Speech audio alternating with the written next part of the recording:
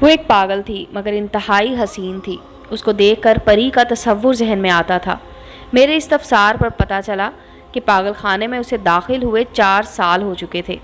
جب سے میں نے ہیڈ ڈاکٹر کے طور پر پاگل خانے کا چارج سنبھالا تھا، میری کوشش تھی کہ میں مریضوں کی بھلائی اور پاگل خانے میں میسر سہولیات میں بہتری لا سکوں۔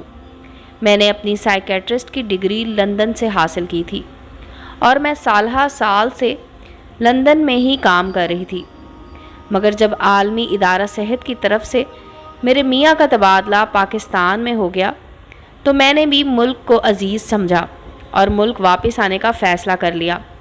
جب میں اس پاگل خانے میں بطور انچارج مقرر ہوئی تو مجھے اندازہ ہوا کہ ہمارے ملک میں ان دماغی امراض کے حامل افراد کے ساتھ کیا کیا زیادتیاں ہو رہی ہیں۔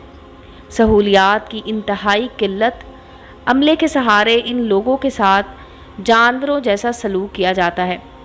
میری ساری توجہ ہسپتال کے معاملات درست کرنے پر تھی کہ اچانک ایک دن میرا ٹکراؤ زرین خان سے ہو گیا۔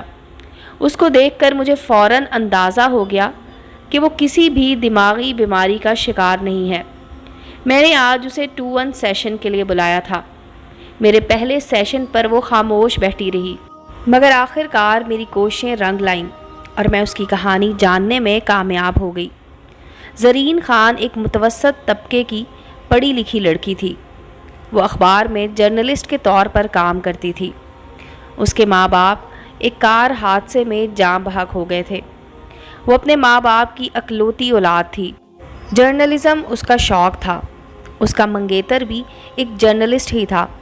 شومئی قسمت زرین خان اپنی شادی کی چھٹیوں پر جانے سے پہلے آخری دن ایک پریس کانفرنس کی کوریج کرنے کے لیے گئی۔ کوریج کے دوران ایک مشہور سیاستدان کی ہوسناک نظر اس پر پڑ گئی۔ اس نے پہلے اس کو چند راتوں کے لیے خریدنا چاہا، مگر زرین خان کا انکار دیکھ کر اس کو اپنی چوتھی بیوی کا اعزاز دینے پر راضی ہو گیا۔ اس نے زرین کے منگیتر کو ایسا ڈرایا دھمکایا کہ اس نے زرین سے 2 سال پرانی اپنی منگنی توڑ ڈالی اور ملک سے باہر چلا گیا۔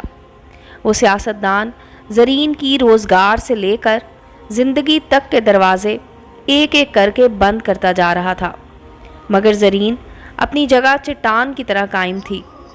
زرین کے انکار نے اس کے اندر حیوان کو بیدار کر دیا۔ وہ ایک رات اس کے گھر زبردستی اپنے غنڈوں کے ساتھ گھس آیا اور اس کو بے آبرو کرنے کی کوشش کی۔ اس نے بہادری سے اس کا مقابلہ کیا اور اس کو ایک آنکھ سے محروم کر دیا۔ پولیس اور پریس کی آمد پر اس با اثر شخصیت نے اس کو پاگل بنا کر پیش کیا۔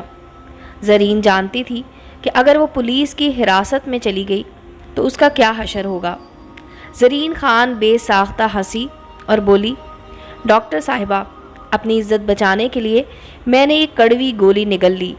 ہمارے معاشرے میں اکیلی عورت کو تو لوٹ کا مال تصور کیا جاتا ہے۔ یقین کریں ڈاکٹر صاحبہ، ان پاگلوں کے جھرمٹ میں زیادہ محفوظ محسوس کرتی ہوں بنسبت اس ظالم دنیا کی بھیڑ میں۔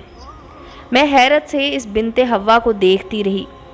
واپسی کے سفر میں میں سوچتی رہی، یہ ہوس کے پجاری کب تک بنت حوا کی بے حرمتی کرتے رہیں گے؟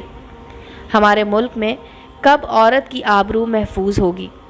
امید ہے دوستو سٹوری اچھی لگی ہوگی۔ چینل کو لائک اور سبسکرائب کریں اور بیل آئیکن کا بٹن دبانا مت بھولیں تاکہ ہر نئے آنے والی سٹوری کا نوٹیفیکیشن آپ کو مل سکے۔ ملتے ہیں اگلی سٹوری کے ساتھ۔